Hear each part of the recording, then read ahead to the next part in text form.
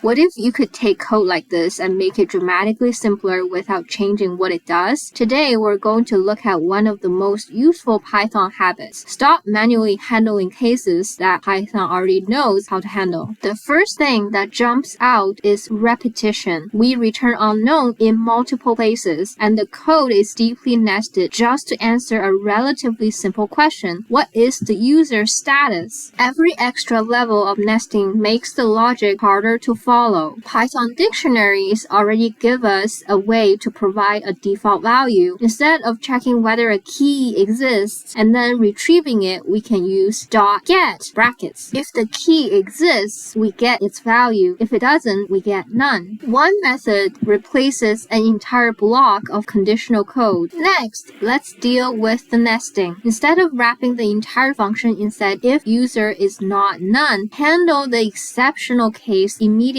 This is called a guard clause. We handle the case we don't want first and then continue with the normal path. This keeps the main logic out of a giant indentation pyramid. Now look at this. We're comparing a boolean to true, but user in square brackets active is already a boolean. We can use it directly. One less comparison, one less else, and clear intent. Now we've gone from deeply nested logic to a simple sequence. First, handle a missing user, then get the value, then handle a missing value, finally determine the status. We could make this even shorter with a conditional expression, but here's an important lesson. Shorter isn't automatically better. If the one-line version is harder to scan, the two-line version might actually be the better choice. So the trick isn't one particular Python function, it's learning to recognize unnecessary code, repeated dictionary checks, deeply nested conditions,